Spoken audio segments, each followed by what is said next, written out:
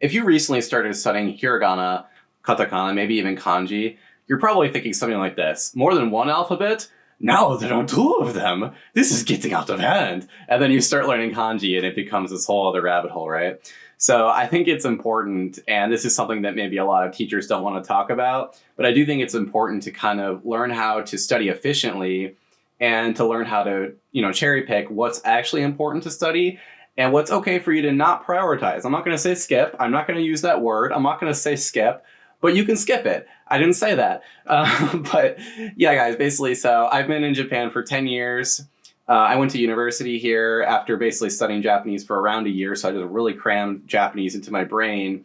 And then I just dove headfirst into university life here. So I really didn't have a lot of time to kind of take my time learning Japanese. In fact, I actually failed out of almost all of my classes in my first year because I was just so overwhelmed. It was way too much for me. And there were so many situations where I knew the answer. Like I could explain the answer to, the question on the exam or whatever. I just couldn't write the exact kanji. I couldn't remember the exact thing they wanted me to do, or, the exact, there were a lot of issues with people's names in kanji. I had constant problems with that.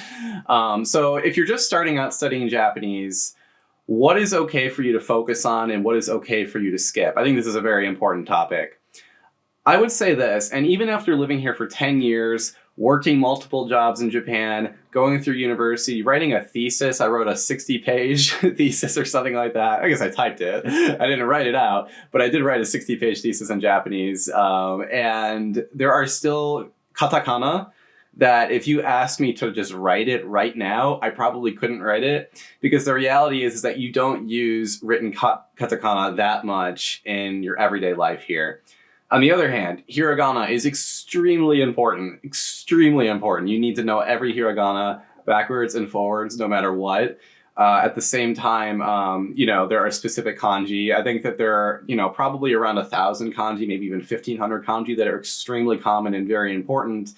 But the way that a lot of textbooks kind of lead you through kanji studying is they get you to start with the simplest kanji first, and then they kind of ramp up in difficulty. To me, this doesn't really make sense for somebody who's actually planning on using Japanese practically, in real life, because the most difficult kanji are going to actually be the kanji you don't see as much. It's going to turn into that over time. And as you get better at learning the individual parts of more difficult kanji, I actually think it makes it easier to memorize simpler kanji if you dive into the more difficult side first. So I guess right there, my first tips would be learn how to read every katakana. Obviously, learn how to write your own name in katakana, and just write in general as much as you possibly can, including katakana. I'm not saying to exclude it, but do you need to sit down and write katakana over and over and over? Unless you have an exam for it, I would say no. I don't think that that's generally worth your time, but I do think it's worth it to study the most commonly used 500 kanji, 1,000 kanji, 1,500 kanji, you just keep going with that. This is this is a commitment for life, guys. You're never going to be at a point where you just are completely done studying. And it's also a situation where you're going to be dealing with the moving goalpost. And this is something that I am constantly struggling with at this point in my life in Japan, because I've been here for 10 years. A lot of my friends are people that have known me for 9 years. So they have very high standards of what I'm supposed to know about Japan and Japanese culture and different things.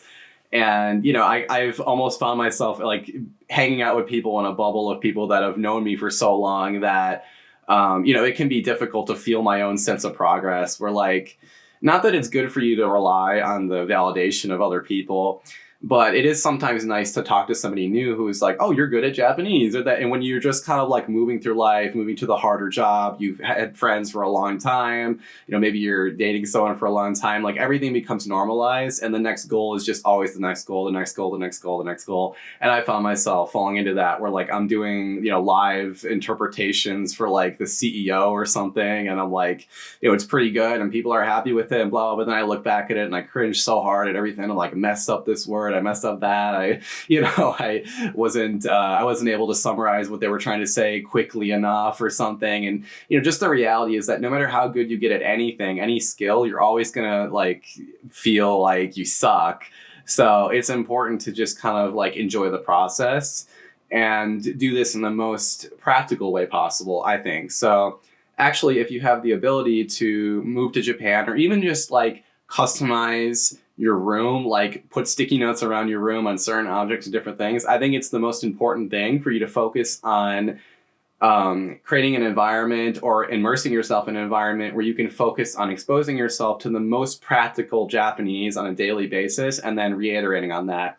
I almost didn't even study for a period of time when I was in university here.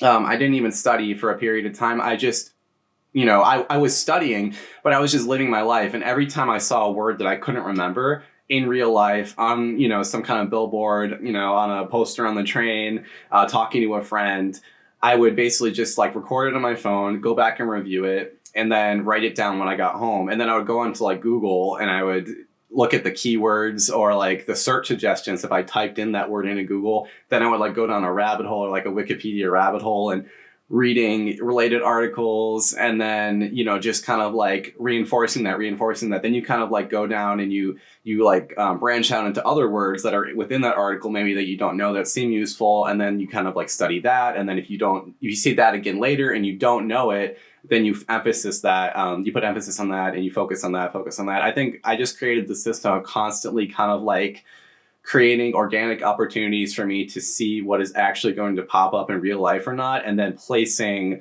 maybe even subconscious emphasis and focus on that particular vocabulary, that particular grammar. Now, obviously, if you're going for like the JLPT or something, you're going to need to spend some time studying some things that you're not going to see in real life, because there's a lot of impractical things in the JLPT.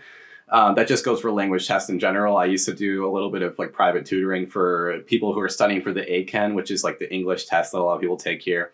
Same situation, a lot of really weird, impractical Japanese on there, or a lot of impractical English on there as well. So that's just kind of the nature of taking standardized language tests. But if you're studying for that, obviously study for the test. But I would say focus more on practical things and things that allow you to immerse yourself and have new experiences. That'll kind of, that'll fuel your ambition, and that'll make the process more fun in general, which will like just encourage you to go out, meet more people, and just live your life here in Japan. Now, if you're not in Japan yet, there's still ways that you can do this. Like I just mentioned before, obviously you can watch Japanese movies. I would say prioritize live action films. And then you can basically just like look at what people are saying in there. And then, like I said, go down that Google rabbit hole, go down the suggested, search rabbit hole, read a little bit about that, study it. I think writing is the most important thing you can do if you're trying to study Japanese or any language, but especially Japanese, because there's so much kanji. I would say just if you write it down, it'll stick in your memory better. There's scientific proof for that.